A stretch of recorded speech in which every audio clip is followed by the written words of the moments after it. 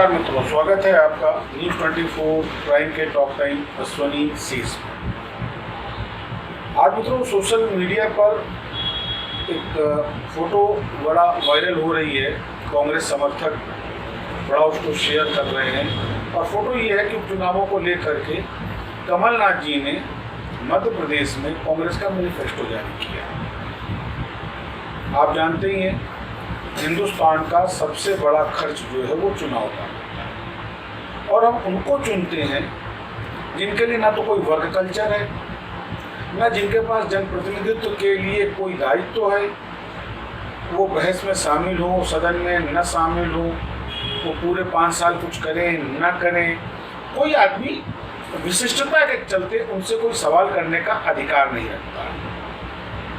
ये लोकतंत्र है हिंदुस्तान का, जिसको हम पोषित कर रहे हैं पिछले 74 सालों से। और खर्च का आलम ये है कि पिछला जो लोकसभा चुनाव हो 60,000 करोड़ का गया। एक विकासशील देश में जहां आज भी 27 से 32% आदमी भुखमरी का, गरीबी का शिकार है, आज भी 45 से 48% कुपोषण का शिकार है, उस देश का चुनाव 60,000 करोड़ का, ये हमारे लिए एक उपलब्धता और गौरवमयी बात है। और उसके बाद हम उनको चुनते हैं जिनका अपना कोई कैरेक्टर नहीं, वो अपने लिए चलते हैं। आज महाराष्ट्र में क्या है, यही वो कैरेक्टर है जिसको हम चुनते हैं। आज राजस्थान में क्या हो रहा है, यही वो कैरेक्टर है जिसको हम चुनते हैं। हाथरस में क्या हुआ, यही वो कैरेक्टर है जिसको हम चुनते हैं। आप समझ रहे होंगे, हम उन लोगों को चुनते हैं जिनकी नैतिकता, जिनका चरित्र, उनकी आवश्यकता, उनकी ज़रूरत और उनकी स्वार्थ पूर्ति के आधार पर निर्धारित होता है। क्योंकि उत्तर प्रदेश में योगी सरकार है, इसलिए हाथरस में पूरा प्रपंच किया विपक्ष ने आके। अब भाजपा को मौका मिला, क्योंकि राजस्थान में गहलोत कांग्रेस की सरकार है, वहाँ पर मीडिया लग गया एंटी गवर्नमेंट। कल एक पंजाब में एक वीर चक्र विजेता को गोली मारी गई, उसका विरोध हो रहा है। सवाल है, ये विरोध केवल मुद्दे देख करके होता है। इस विरोध के पीछे इन पार्टियों का कतई कोई आशय नहीं है कि किसी को न्याय मिले। अन्यथा क्या चंदौली की उस बेटी को न्याय नहीं मिलना चाहिए था? 9 साल की एक अबोध बालिका। न सत्ता पक्ष न विपक्ष ने भी हार का। देखिए बलिया वाला मामला, आज वो विधायक उस अपराधी के परिजनों से मिलकर के रो करके कहते हैं कि इसको न्याय दीजिए वरना मैं मरण अनशन करूंगा, क्योंकि वो अपराधी उनका खास है और वो भाजपा के हैं। तो चरित्र न भाजपा का अच्छा है और न कांग्रेस का। चरित्र इन दोनों का निर्धारित होता है कि इनकी आवश्यकता क्या है। आप समझिए, सीओ मौजूद, एसडीएम मौजूद, पूरा थाना मौजूद, एक आदमी 18 राउंड फायरिंग करता, एक आदमी को गोली मारता, विधायक उस अपराधी के पक्ष में अमरण अनशन की धमकी दे रहा है। अगर ये लोकतंत्र के लिए हम टैक्स देते हैं तो मैं आह्वान करता हूं कि ऐसे टैक्स को देने से पहले हमें सोचना पड़ेगा कि हम किन का पोषण कर रहे हैं, अपराधियों को संरक्षण देने वालों। खैर मित्रों, हमारी आपकी चर्चा का विषय ये नहीं। आज चर्चा का विषय है मैनिफेस्टो। प्रश्न ये उठता है कि हर चुनाव, चाहे वो केंद्र का लोकसभा चुनाव हो, चाहे वो राज्यसभा का चुनाव हो, आपके प्रदेश की विधानसभाओं का चुनाव हो, चुनाव से पूर्व हर पार्टी अपना एक मैनिफेस्टो लेके आए। आपको याद हो 2014 इसी केंद्र की भाजपा सरकार का मैनिफेस्टो में 5 मुख्य बिंदु थे। राम मंदिर का निर्माण, 370 को हटाया जाना, 100 दिन में स्विस बैंक से पैसों की वापसी, ये उसके प्रमुख में थे। लोकपाल की नियुक्ति पर तो पूरा हिंदुस्तान का इतिहास बदल गया था। और आज तक क्या हुआ, 6.5 सालों में केवल धारा 370 हटाई गई। राम मंदिर के निर्माण की न्यायिक प्रक्रिया पूरी की गई, मंदिर निर्माण नहीं हुआ, न्यायिक प्रक्रिया पूरी करके उसका रास्ता खोला गया। स्विस बैंक का पैसा आज तक वापस नहीं आया। न ही लोकपाल को उस तरीके से प्रतिष्ठित किया गया जिस तरीके की चर्चा अन्ना हजारे के आंदोलन में हुई। और 2 करोड़ नौकरियां प्रतिवर्ष देने का वादा किया था तत्कालीन भाजपा के मैनिफेस्टो में। आज पोजीशन है नौकरियां 4 है। आज कमलनाथ जी एक मैनिफेस्टो लेकर के आए कांग्रेस का।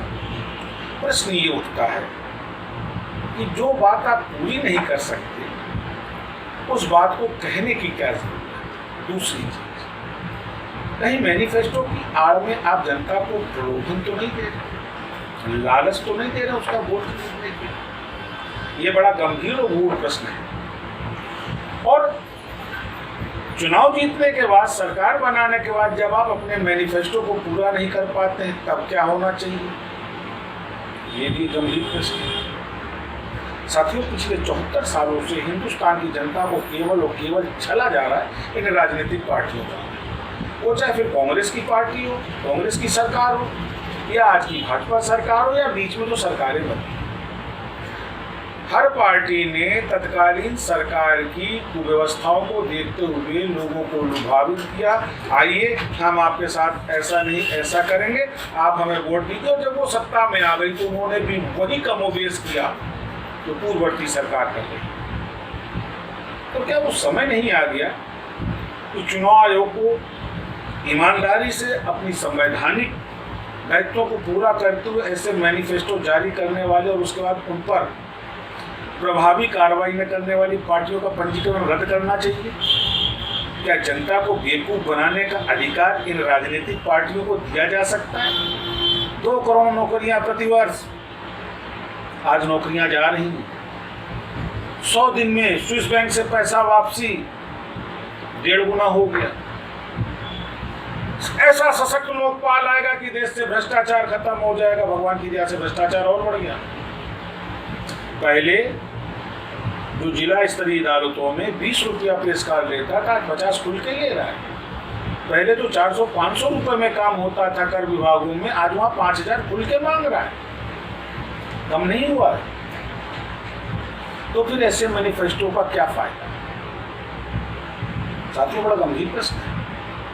कहीं हम छेले तो नहीं जा रहे हैं? छेले तो यद्यपि हम जा रहे हैं। हमको लोकतंत्र के नाम पर केवल एक बात की छूट है कि हम 5 साल में एक बार वोट दें। उसके बाद हमारे वोट पे जीतने वाला सांसद या विधायक 5 साल तक हमको जवाब दे नहीं है। वो जब चाहे हमारे वोट को बेच करके दूसरी पार्टी में शामिल हो जाए सरकार बनाने के लिए। और बेवकूफ क्या बनाता? न्यूनतम साझा जनता पे आर्थिक बोझ कम करने के लिए आप सरकार बना रहे हैं, वरना जनता मर जाएगी। जनता नहीं मर जाएगी, आपकी सत्ता सुख और आपका ऐश चला जाएगा जो ऐसियां आप कर रहे हैं। आप बताइए, एक मंत्री के साथ 10 गाड़ी स्क्वाड में आगे, 5 गाड़ी स्क्वाड में पीछे, कितना महंगा मंत्री हमारे हिंदुस्तान का। और जनता के बीच का होने के बाद उसको जनता से ही डर। गंभीर प्रश्न, सोचना पड़ेगा हिंदुस्तान की जनता को। आखिर कब चुनाव आयोग ईमानदारी से अपनी संवैधानिक दायित्वों का निर्वहन करेगा, या ऐसे ही झूठे मैनिफेस्टो के जरिए जनता को छला जाएगा? ये प्रश्न जनता के लिए भी है और इन राजनीतिक पार्टियों के लिए भी, जो 74 साल से हिंदुस्तान की जनता के साथ चल रहे हैं। हम आप ऐसे ही विवाद चर्चा करते रहेंगे। आप हमारा चैनल सब्सक्राइब करिए और हमें लाइक करिए। नमस्कार।